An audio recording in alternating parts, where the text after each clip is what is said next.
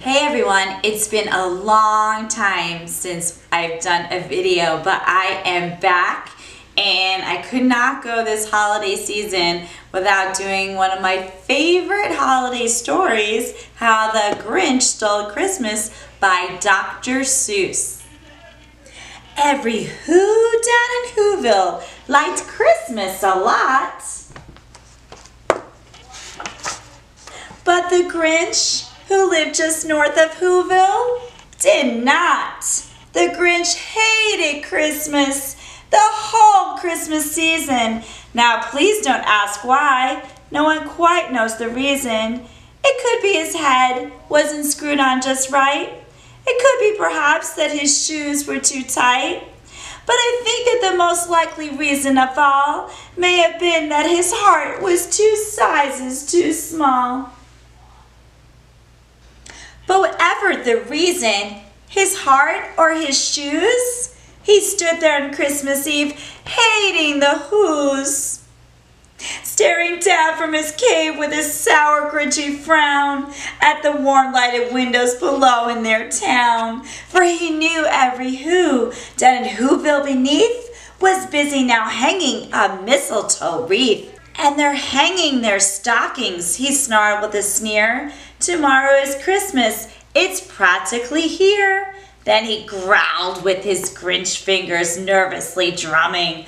I must find some way to stop Christmas from coming, for tomorrow he knew. Merry Christmas. All the Who boys and girls would wake bright and early and they rushed for their toys. And then all the noise, the noise, the noise, the noise. Oh, that's the one thing he hated was the noise, noise, noise.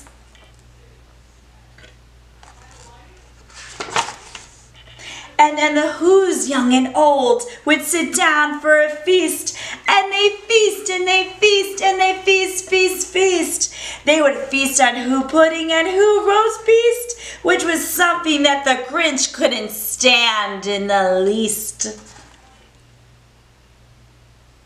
And then they do something that he liked least of all. Every Who down in Whoville, the tall and the small, would stand close together with Christmas bells ringing. They'd stand hand in hand, and then the Whos would start singing. And they sing, and they sing, and they sing, sing, sing.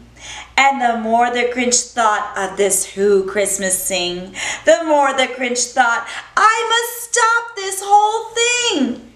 Why, for 53 years I put up with it now. I must stop this Christmas from coming. But how? He's wondering. And then he got an idea. An awful idea. The Grinch got a wonderful, awful idea.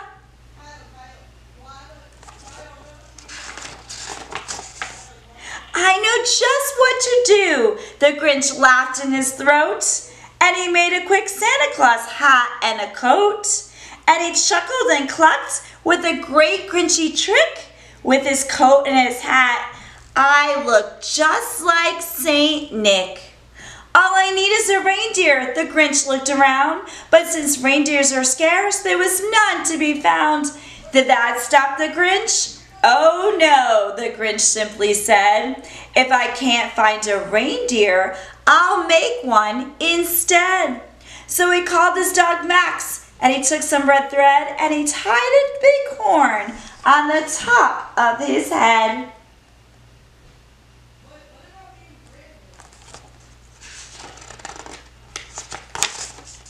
And then he loaded some bags and some old empty sacks on a ramshackle sleigh, and he hitched up old Max. And the Grinch said, giddy up! And the sleigh started down towards the homes where the Whos lay a snooze in their town.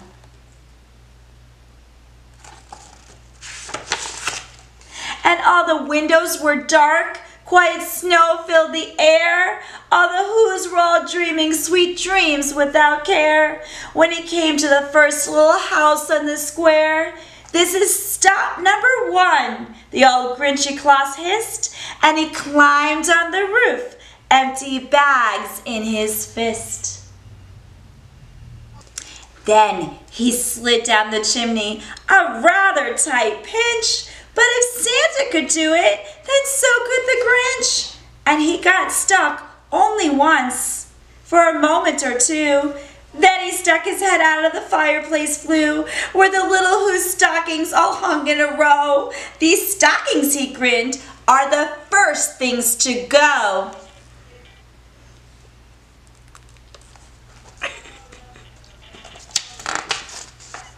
And then he slithered and slunk, with a smile most unpleasant, around the whole room, and he took every present. Popguns and bicycles, roller skates, drums, checkerboards, tricycles, popcorn and plums. And he stuffed them in bags, and then the Grinch very nimbly stuffed all the bags one by one up the chimney.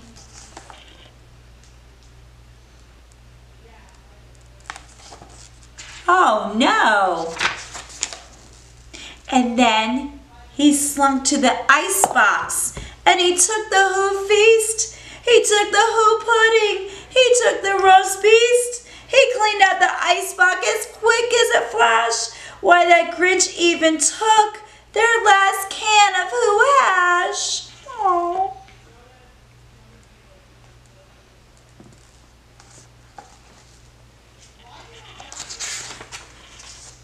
Then he stuffed all the food up the chimney with glee. And now, grinned the Grinch, I'll stuff up the tree. He's even taking the tree.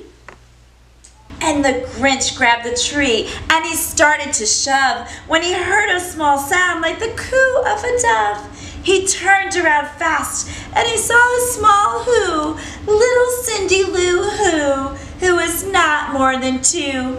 The Grinch had been caught by this tiny Who daughter who got out of bed for a cup of cold water. She stared at the Grinch and said, Santa Claus, why?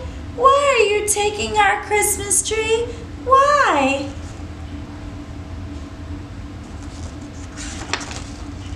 But you know that old Grinch was smart and so slick. He thought up a lie and he thought it up quick.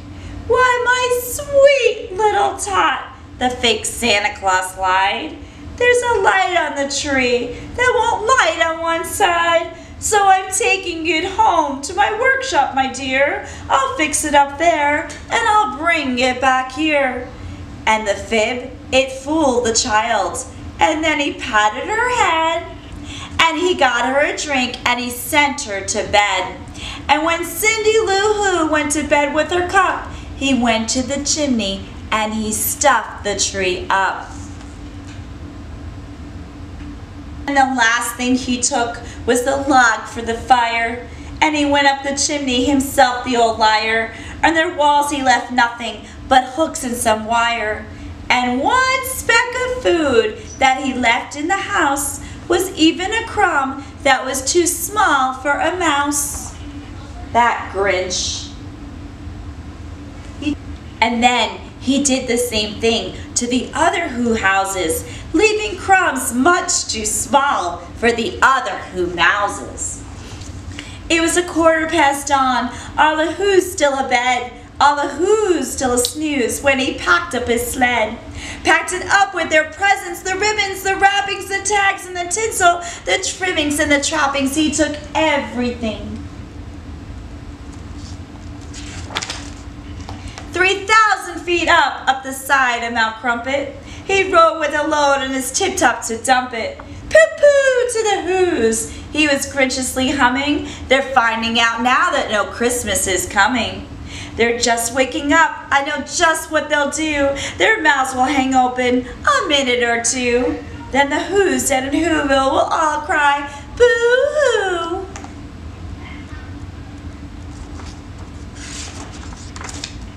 "That's a noise," grinned the Grinch, "that I simply must hear." So he paused and the Grinch put a hand to his ear.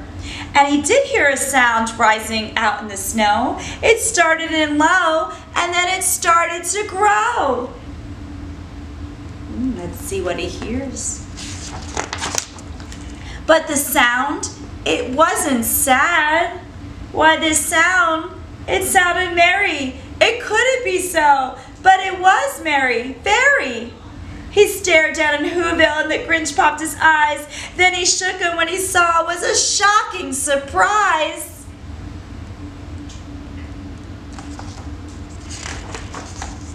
Every Who down in Whoville, the tall and the small, was singing without any presents at all. He hadn't stopped Christmas from coming. It came. Somehow or another, it came just the same. So he took everything away, but he didn't stop Christmas from coming.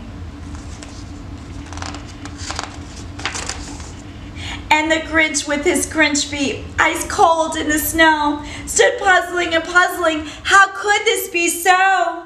It came without ribbons, it came without tags, it came without packages, boxes, or bags. Then he puzzled 3 hours till his puzzler was sore. Then the Grinch thought of something that he hadn't before. Maybe Christmas, he thought, doesn't come from a store.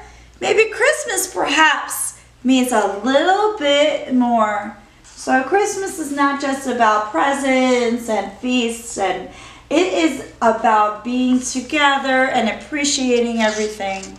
And you don't need to have presents and everything. And he realized that. And what happened then? Well, in Whoville they say that the Grinch's small heart grew 3 sizes that day. And the minute his heart didn't feel quite so tight, he whizzed with his load through the bright morning light. And he brought back the toys and the food for the feast. And he, the Grinch, himself carved the roast beast. And that is one of my favorite holiday stories, How the Grinch Stole Christmas.